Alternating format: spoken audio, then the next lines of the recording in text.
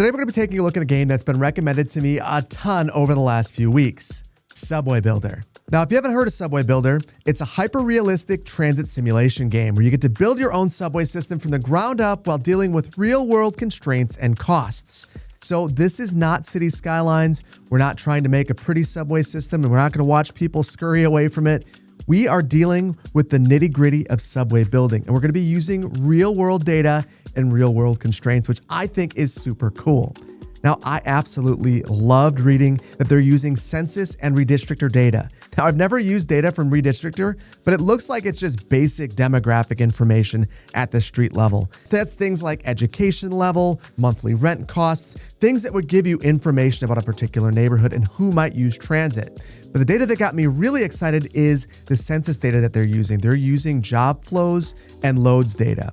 So loads data is origin and destination information. It's really the base for all transit planning. And that's really what it comes down to. You want to link people from their origins, where they live, to their destinations, where they want to go. Things like schools, places of employment. So I'm really glad that they're using this because it's the data that I actually used in the real world when I was planning transit routes. So I'm very familiar with it. I know it's high quality data. Now, one thing I want to mention is because they are using these two data sources, this is a US-based game, so all the cities represented in the game are going to be in the United States. Now, as we jump into the game, there's not a lot here on the main menu, and I respect that. No fancy graphics, no frills. This is Subway Builder, so let's get building. And what you see here is we have a bunch of real-world cities. Everything from New York to Honolulu is represented in here, with the exception of one major city, a city that's near and dear to my heart, Los Angeles. Now, I guess there was some technical limitations or constraints or issues at launch, which is why Los Angeles isn't in here, but it will be added at a later point in time. But still, there's a lot of variety here. You got New York, Chicago, San Francisco, DC, Philly, Seattle, Austin, and Denver, which is the city that we're actually going to be building on today. And the main reason for that is I'm very familiar with the city. I lived there for a couple of years. I went to grad school there, where I actually had my first professional job as a planner, and I interned for RTD, which is the regional transportation agency there. Now, there are two game modes. There's the normal game mode where you start with $3 billion and have to play with constraints, and a sandbox mode where you can build without thinking about constraints. I want those constraints. So let's build in normal mode, and then we're immediately dropped into the city. Now, this is really cool. This is OpenStreetMaps data that we're looking at. And what that means is that we can actually take a look at the city in 3 dimensions, and that it's streaming this information from OpenStreetMaps, so it should be very up to date. So this is just, it's really, really cool. The other thing about this is that it should run on a wide variety of systems. There is a Windows version, there's a Mac OS version, and there's also a Linux version. And what the developer says is that if you can run Google Earth plus a Chrome window at the same time, you can play this game, which is really, really cool. Now, the first thing that we want to do is take a look at our underlying demographic information to figure out where to place a route. So for that, we're going to take a look at our demand stats, and we can see where our residents live and where they go to work. And these are represented by these circles. And in the real world, this is what we look at as well. So for our residents, we can see that they are fairly well dispersed, although we have a lot of larger circles right here. This is places where there are lots of apartments and condos and more density. And then as we get away from the city's core and you get into the more suburban areas, those circles get a lot smaller.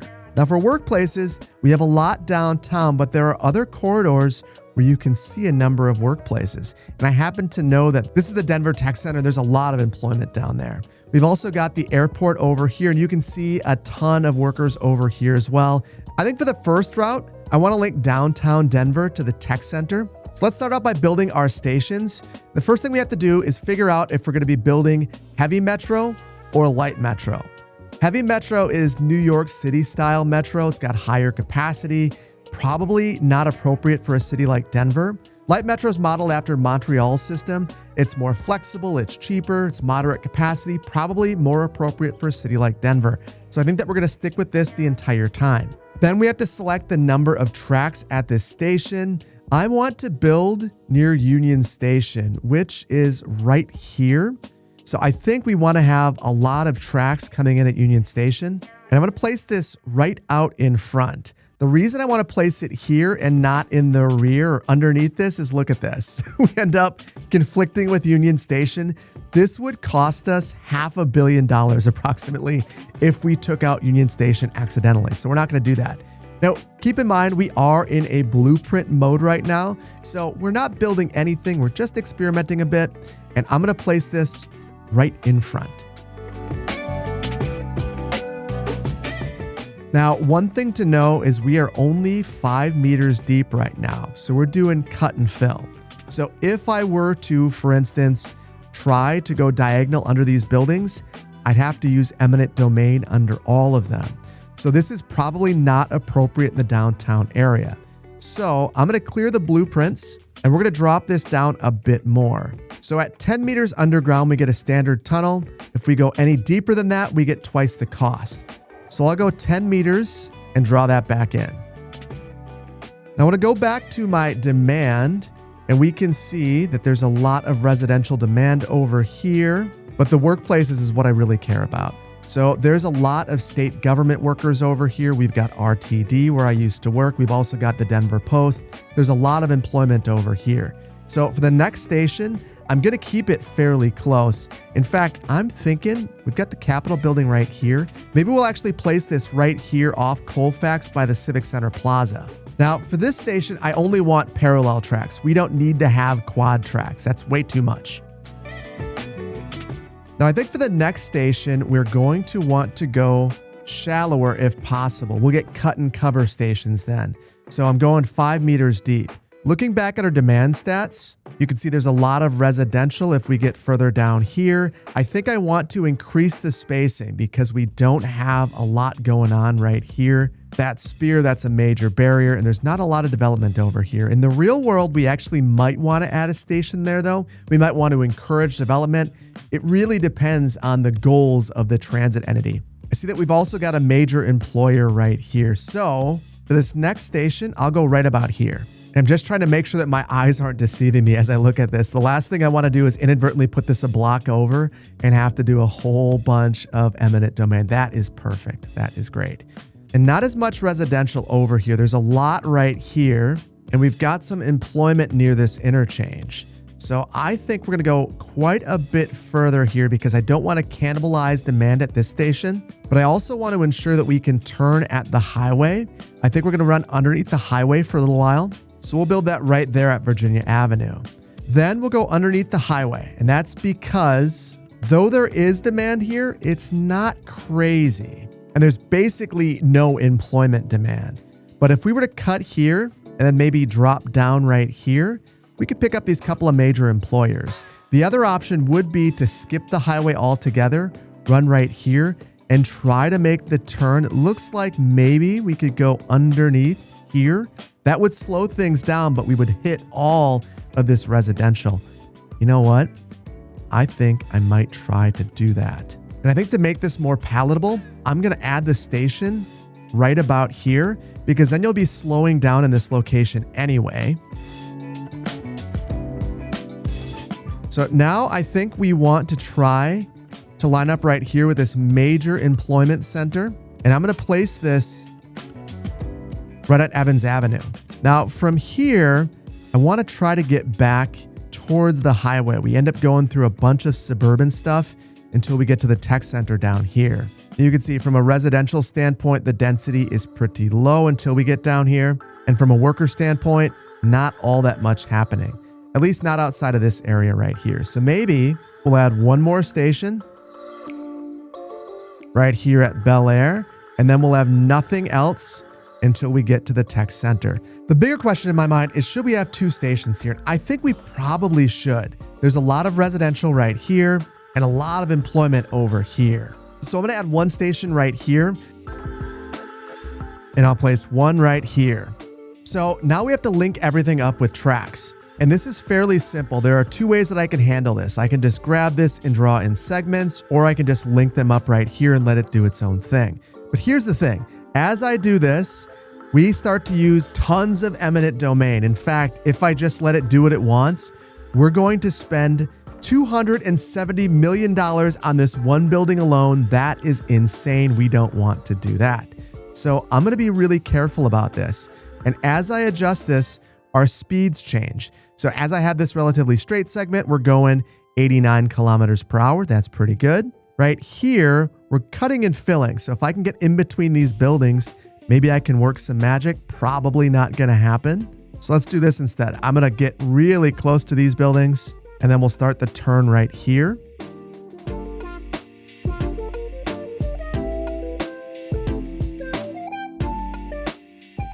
And then to maintain speed, we're going to sweep way down here. And that actually didn't work well. Let's go back to the drawing board. Best laid plans. Maybe if we can get down here, we have a clearer path.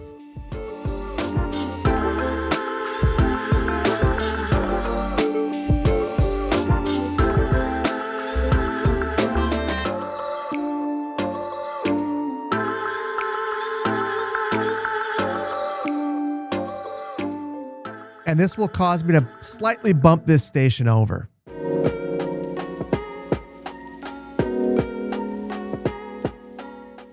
Now, this isn't beautiful, but we're not using a lot of eminent domain, and that's ultimately all that I care about. Now, before we move on from this area, because we're at the end of the line, we have to have a crossover. If we don't have this, the trains won't be able to turn around. Now, these are easy to figure out where they are. It just shows up as this little indicator right here when you hover over the right spot. So we'll just add this. You can see we get the crossover track right there so the train could turn around. So now we've got a pretty long segment where we don't have any stops. We should be able to get some pretty decent speed right here.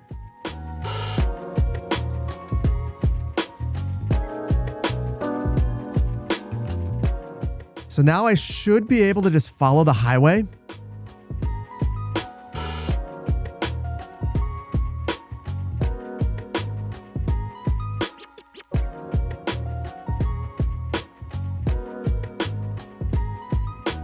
And I wanted to remove that segment because we had a really slow segment there. By taking it back, max speed once again. Now, I feel like I've got to point one thing out. Going underneath the highway has its pitfalls too. We couldn't do cut and fill there necessarily because we would be tearing down the highway, unless of course it's elevated. Either way, we have some easy connections here, and I'm wondering if I can just do it automatically. No. I would completely take out that nearly $10 million building. Let's be careful. And now that we've gentled things up, easy peasy lemon squeezy. So we'll go straight down the road here, and then I just want to make sure that we're not taking out any more buildings than we have to. And thankfully, these single family homes, at least some of them aren't crazy. Like that's a garage. The garage is only $126,000. The home is $1.7 million. So that's a little bit problematic. And this is a more expensive area, so that kind of makes sense to me. Now, the trouble is we're going to have to really go slow if we don't use the eminent domain. I think we're going to use it. We're going to take out some homes right here. It'll be the most expensive part of the route so far.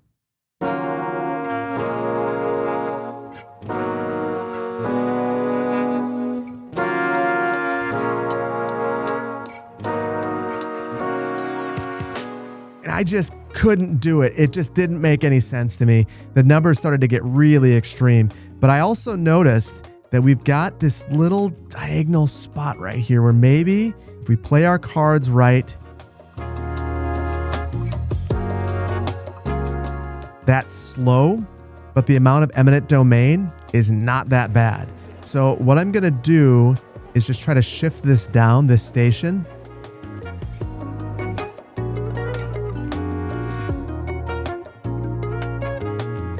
You know, on second thought, if I just come down here, there's not anything happening right here. This must be a redevelopment site. This is ideal. Oh, that is a thing of beauty. So then we're only taking out one small building over here. That's not all that bad. Now, as we get to the downtown area, I've got to be really careful if I just link these up. Look at that. This would be tens of millions of dollars of eminent domain. So we'll be very careful. And now we get into really dense, challenging areas. So we're 10 meters underground right here, which means that we have to link up.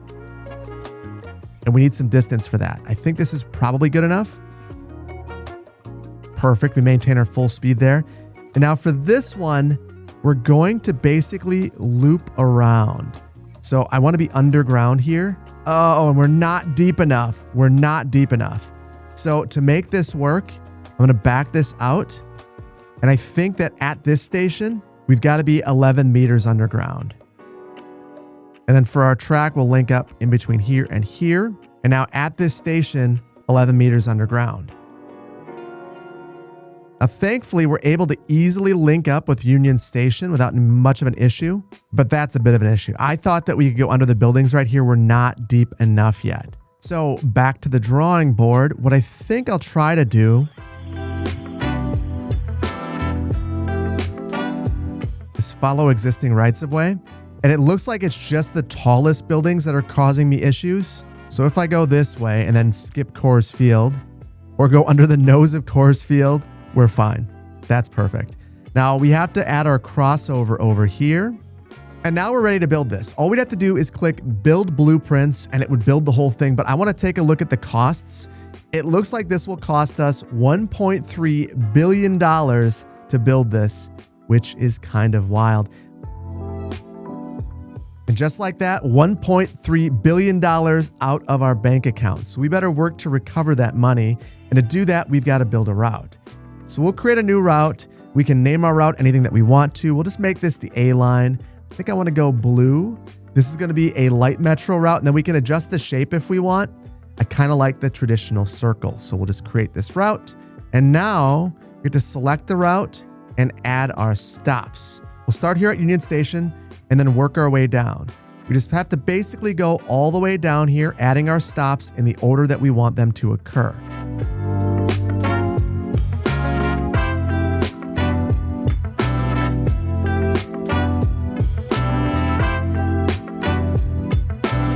So now that we have our route designed, we need to add trains to the route. So we'll go over here to trains, and I want to purchase some train cars. Now, during the high demand period, this is going to be between 6 a.m. and 10 a.m. and then 3 p.m. and 8 p.m.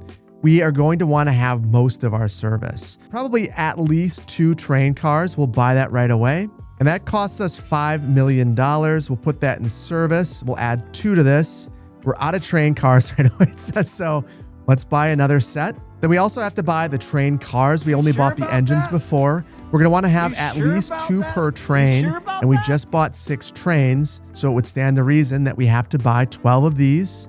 And this is $2.5 million per train car, so $30 million total. And I bought extra so that I could also have some on our medium demand train. This is going to be between 4 a.m. and 6 a.m., between 10 a.m. and 3 p.m., and between 8 p.m.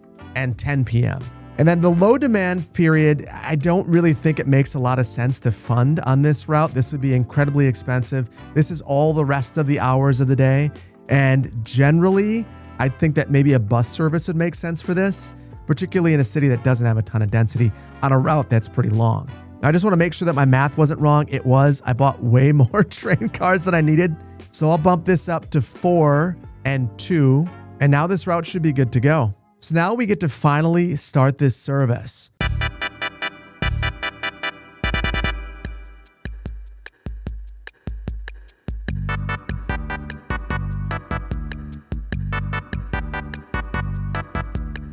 And I screwed up. I didn't save the route. Much embarrassment. Let's add all the stations again.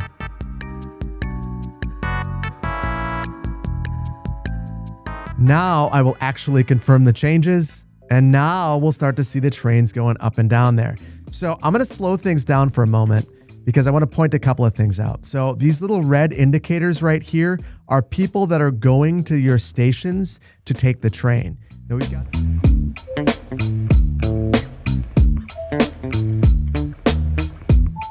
Now I want to zoom into this station because you can see all of the folks moving away. They got dropped off. Here we've got people waiting. Whole bunch of people waiting here at Union Station.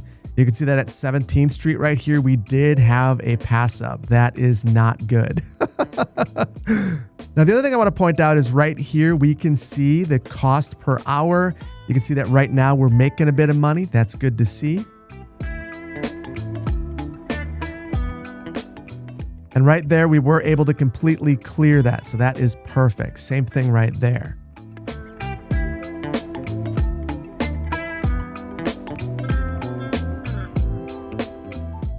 I'm not gonna lie, it's really cool hearing those sounds, seeing the subways ping back and forth. So cool. I think I'm gonna let things run for a couple of days so we get some data that we can make decisions based upon.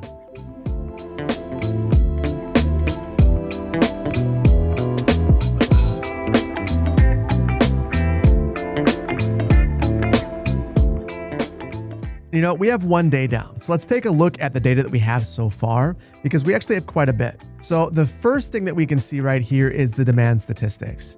And you can see that for the most part in the Denver region, we're looking at our mode split right here, 88% of people are driving. We've got about 0.5% that are taking transit, and the rest are walking, which, you know, not surprising, lots of walking in the downtown area, lots of driving everywhere else. And we only have transit along this corridor, which is why you see some mixing. Now we can switch it right here. We can see this is the driving mode share, where you can see if it's bright yellow like this, most people are driving. Same thing for walking and for transit. And it is cool seeing that around the transit center, we're starting to see that there are a lot of people taking transit. That is fantastic.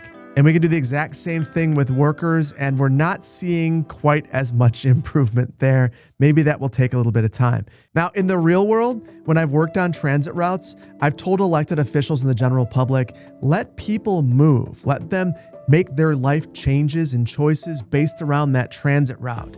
Now, for a bus, that might be a year, it might be 6 months. It depends on how long it takes people to move to different apartments or move homes based on that transit route.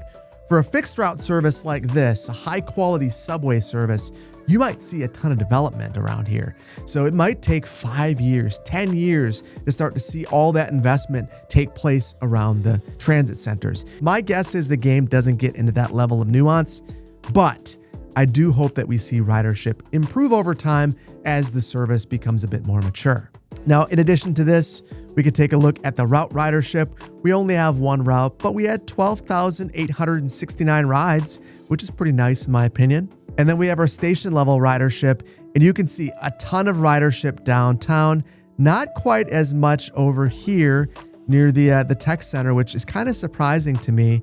Maybe things will improve. It is a fairly suburban area, but there's a lot of jobs down here, so we'll have to see. This also makes me think that we could potentially divide this route in half, have maybe 1 route that goes from downtown and ends right here, and then a second route that picks up and has fewer trains going back and forth between the tech center and this station right here. Future thing though, future thing.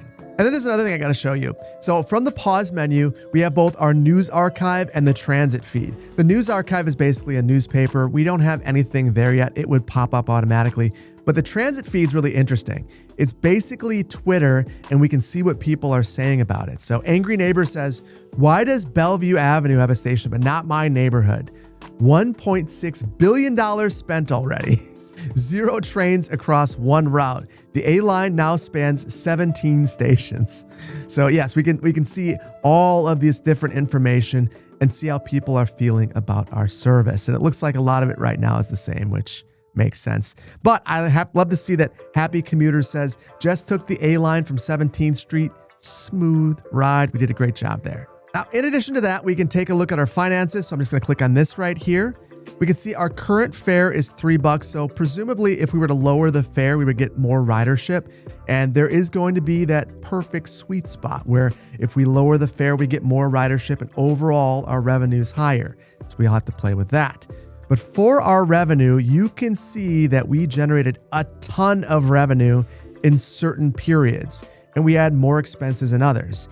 What I'm seeing here is that we could probably open up some of these other periods because our peak period is making up so much money that we wouldn't have to worry about it all that much. And our operational profit for the day, $6.6 million.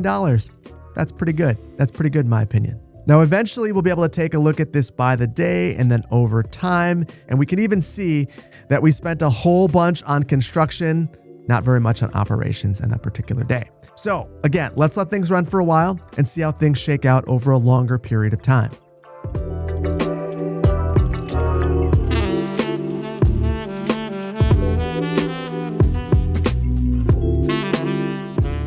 Okay, a few days have passed now, and I can tell you one thing, we're making money hand over fist. So let's see how things have changed over time. You can see that every day we have way more revenue than operating costs, which is outstanding. That is the hardest part of the pie for a transit agency to come up with, the actual operating cost. If you could make money on transit, every agency in the world would absolutely love that. But the part that I'm really concerned about is right here, the operational profit over time.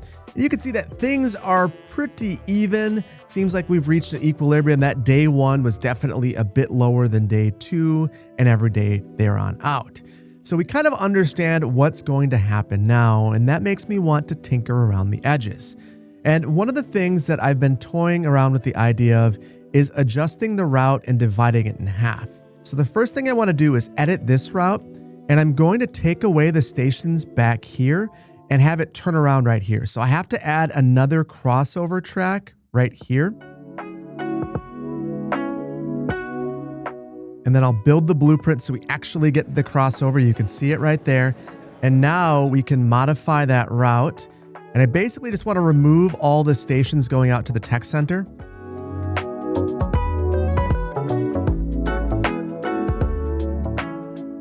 And then we'll confirm those changes. And one of the reasons that I wanted to do this is we're going to change this quite considerably. I want to have a low demand service. This is the farthest of the off-peak, the overnight periods, things like that. I want to make sure that we have some sort of a service then. So this will be every 30 minutes in the midnight hour. So folks would be able to be a janitor, for instance, and still be able to get home in the evening. But in addition to this, I want to add another route. This is going to be a forced transfer right here, which isn't ideal, but I think it's going to be just fine for this particular area. I'm going to make this the AX route, so A extended. And basically what I want to do with this route, we'll select our light metro and we'll start here, hit the tech center, and that's it. It's just going to ping back and forth. Now for the trains for this, we're going to go very minimal. Only during the high demand period and maybe during the medium demand period as well, but only one train.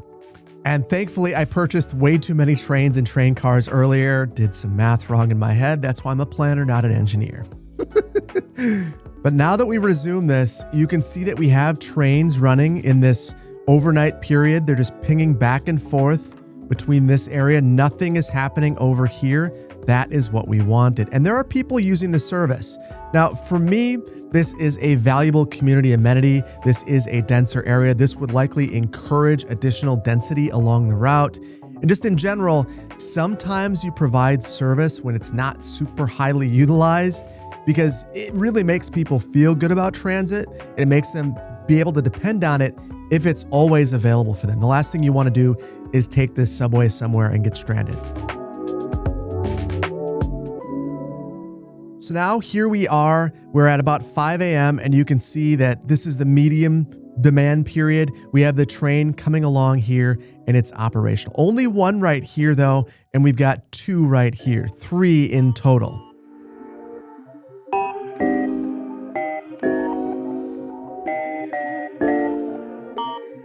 Now, one of the things I want to keep an eye on is if there's overcrowding on the AX line. It looks like it's full, but it's not overcrowded. And we have a lot of full trains over on the A line, but we have much higher frequencies now that the line is shorter and we haven't decreased the number of trains. We've actually increased it. So generally that would mean that our capacity is higher. We're in a much better place. That is concerning. We had one train stuck due to a signal blockage.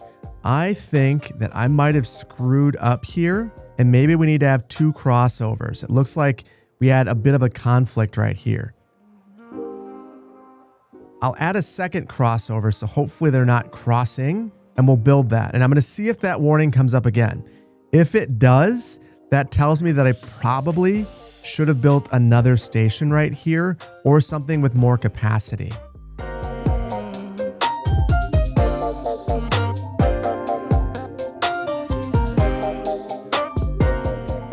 And my goodness, watching this particular station is kind of like watching the DVD menu and waiting to see if the DVD is going to hit the corner. I'm waiting to see if the trains get to the station at the exact same time and if they collide, which is not a great thing to look for, but it's what I have to. It seems like we're in a better place now. It seems like things are fixed.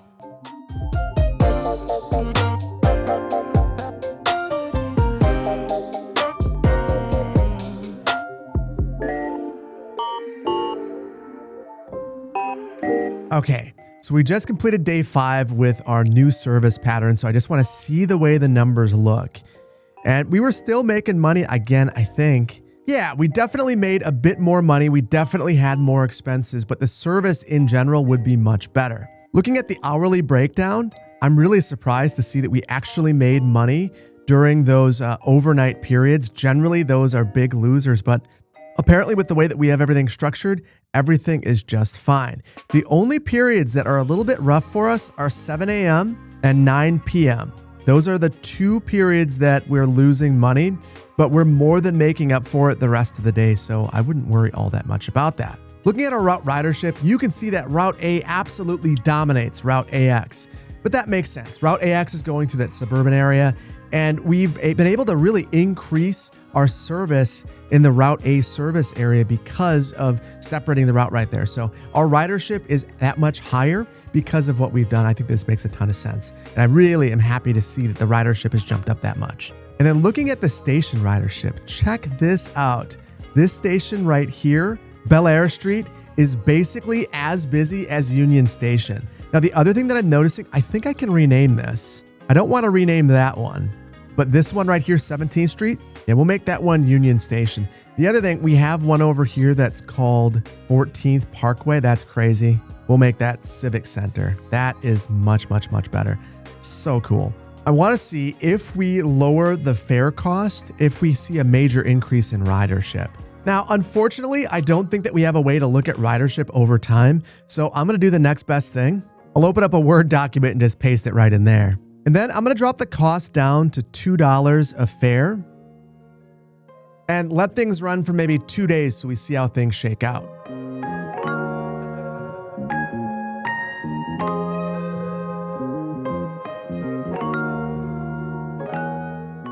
And look at that, we get our first newspaper, transit growth. 22,443 riders served to date. That is super cool. Coffee shops near the Bel Air station seeing a 7% surge in morning customers directly attributable to the new transit operations. That is because transit is good for business. That is awesome. So I want to pause it. We just finished day 7 and I want to take a look at our stats. The first thing I noticed is that we do have more ridership. In fact, that is a considerable jump in ridership. On a percentage basis, that's huge for both routes even. Looking at our revenue versus our expenses, you can see that things aren't as rosy as they were before, but we're still making a profit, which I look at as being a positive thing. Here's the thing. Transit is a public service, and I don't believe that you should be generating huge profits with your transit agency. You should be trying to serve as many people as you can as cheaply as possible. So you can see we're only generating $3.45 million in profit daily. That's completely fine. Definitely down from where we were before. If we were trying to save up for a service expansion, then absolutely we would want to make sure that we are generating those huge profits. But right now, I'm pretty happy with this. I think I want to create one more route. And for this one, I want to do something fairly different than what I did before. I want to try to create a route out to the airport. Now, for this one, I think I'm going to try to go down Colfax. Then maybe we'll cut up near Colorado or another place if we can find a better route. Maybe we'll just stay on Colfax for a while. Then try to get to the highway. Maybe we'll stop near Aurora. And then we'll have limited stop service until we get over here to Denver International Airport in Lucifer, right about here. So the thing I want to see, the thing that's going to make this a little bit different than the other routes is I want to see if we can go at grade. to me, that's all that makes sense. You can. That's super cool.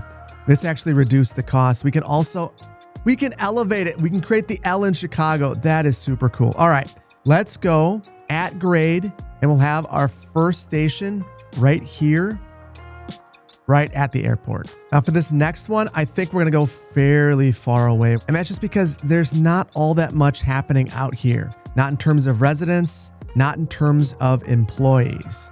So I think our next stop, I'll add that right here by this green space, Green Valley Ranch Boulevard.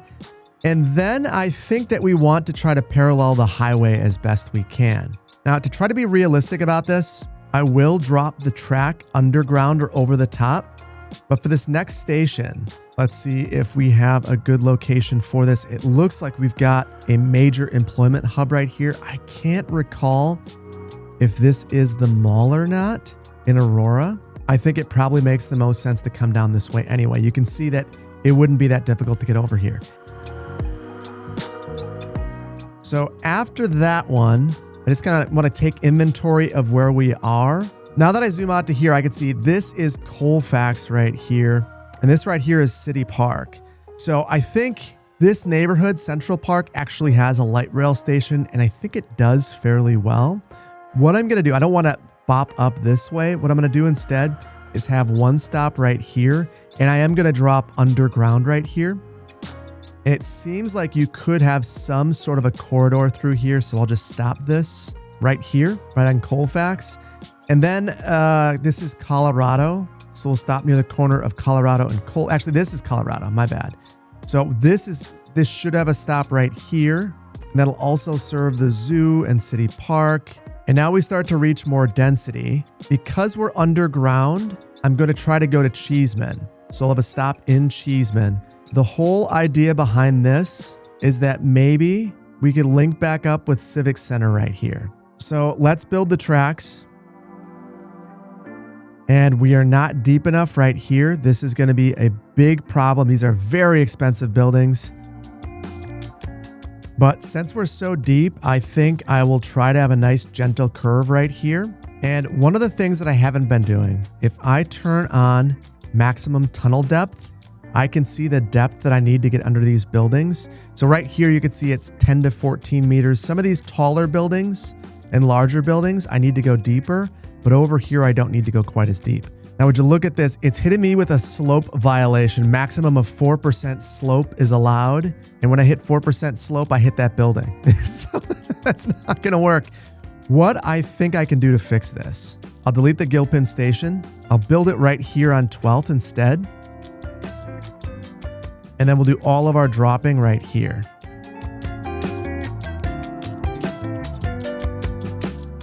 And now I have relatively high speeds. We still have our Cheeseman Park station, and we're not knocking down a bunch of buildings. Not gonna lie though, that might have been an unforced error. We might need to stay lower because otherwise I'm taking out a whole bunch of buildings. So let's go back to the drawing board, and I will unfortunately keep this 11 meters down.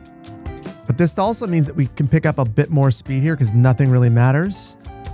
And then over here, I'll diagonal underneath, continue our high speeds, and then we need to start surfacing, or not surfacing, but getting higher. And we're at 5 meters over here, and I can go 9 right here, and then hopefully connect back up at -5 in between here and here. Maximum speed. That is a thing of beauty. That is a really nice looking route. So now in between these two stations, we just stick under Colfax, and then we need to get to our next Colfax station.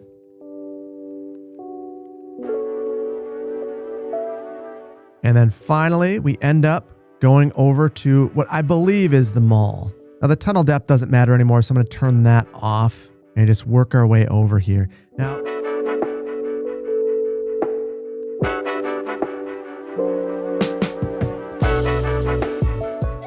whatever this building is right here is going to cause all the problems in the world for me. I'll tell you what, that is a realistic scenario, having just one random building that creates all sorts of problems. Also, this is at grade. I think that's our other issue. So I'll place it right there instead. So now we're at grade, and this is going to be problematic in a couple of areas. I need to be able to get right here. We're going to see if I can make this work. Yeah, there's no way. It's not letting me because these roads right here are too close. We're having lots and lots of crossings. So I will back this out. I do want to go at grade, but we're going to wait until we are closer to DIA. So now we have to get to here. And I think that the easiest way to do that would probably be to follow this right-of-way. There's also a lot of undeveloped parcels over here. One of the unfortunate things, though, is that there are like little breezeways like this that will create conflicts. That is not realistic. I wouldn't think that that's a huge issue. But if I go through it, that is a $600 million expenditure. So we're obviously not going to do that. What I'm going to try to do is basically snake my way around here.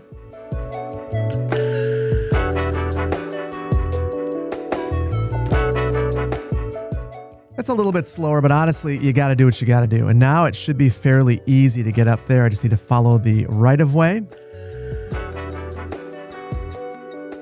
I'll sweep around right here. And then for this one, I would either need to elevate or go underground. I think I am going to sweep like this. Then we're going to take Green Valley Ranch Boulevard. I'm going to move the station. I think I'll move it maybe right here in this undeveloped area.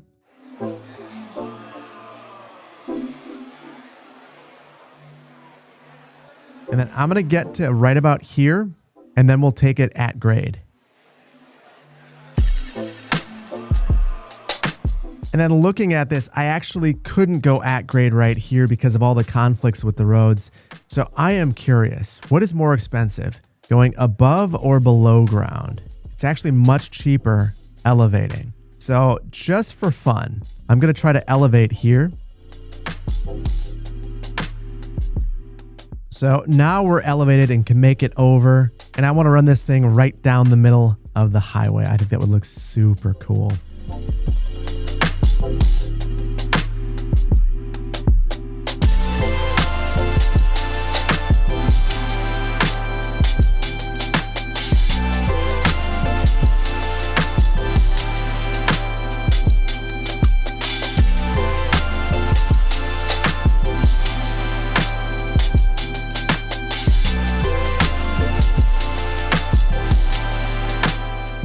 And then we'll go with something like that. That is really, really cool. Now let's check out the cost for this route. We're looking at $1.5 billion. So we would have absolutely have had to have some of these segments the exact way that we've had them. Let's build it. That's not good. We don't have very much money. So let's create a new route. This will be Route D, yellow, going out to the airport on a light metro. And then for this route, we'll start, well, we've got to add our crossover, actually. I never added the crossover. And now we can modify the route. Start it right here at the terminal. So for this one, we can start it here at the airport, and then we're going to run it all the way to Union Station.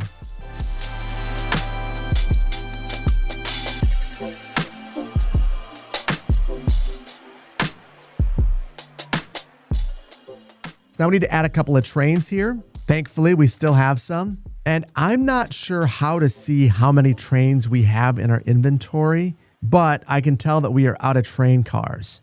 We also don't really have all that much money. So I think I'm going to start out with just the one, and we're going to run one train all day along this route. Now, I've really rolled the dice here, and we could lose the game. So there's one thing I want to change. We need to make a little bit more money. So rather than going $2 for our fare, I'm going to bump it up to $2.50. And hopefully that's a nice balance between ridership and revenue.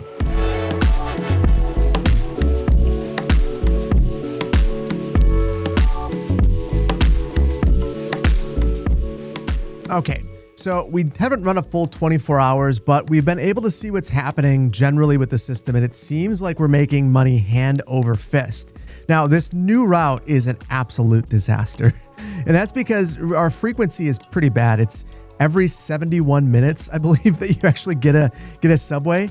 Yeah, 71 minutes. That is not good frequency. So I want to increase that because we're having a whole bunch of people queuing right here at basically Colorado Avenue at Colfax, which isn't surprising. That's a very busy area. So what I think I want to do is add a vehicle during the peak period. I gotta tell you, this part of the game shows me that this is a game because people are just waiting. They're just queuing up. This is, I believe, National Jewish Health at the hospital, which it makes sense. That would be a place where there'd be a lot of demand, but to have them wait there all day, probably not super realistic. Still, two ways that we could handle this. We could add another train, or we could add another train car. The train car has 400 capacity that would be adding. So that would be a lot, and maybe it could clear that queue, but we'd still have 71-minute frequency, which is pretty bad.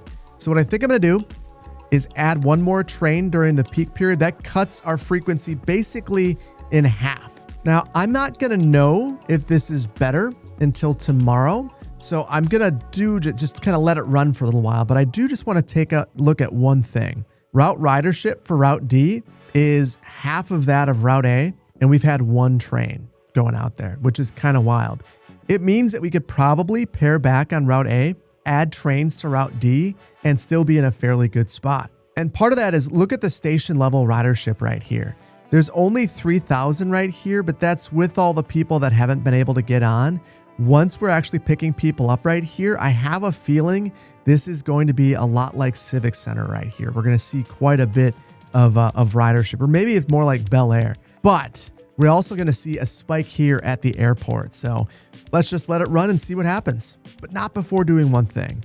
I just want to take a look at our revenue. That's the other important piece of this. And you can see that things really spiked. It seems like we've done some really good things here. Operational profit, $14 million, almost $15 million. Our biggest day ever because we opened up that new line. So you got to spend money to make money with transit, it would seem.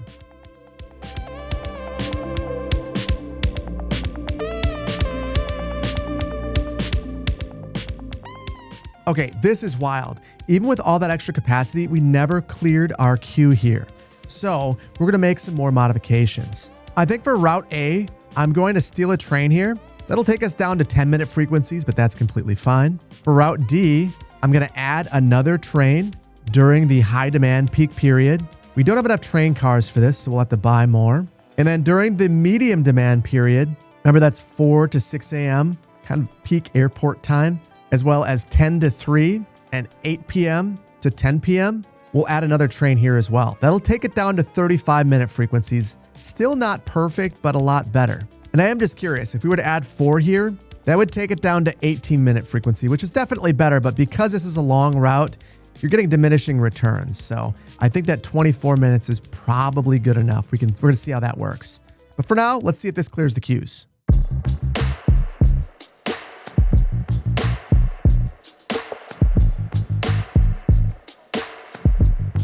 Okay, and this is slowly getting better. You can see that Colorado Boulevard at Colfax is getting smaller. Cheeseman Park still has a ton of people at it.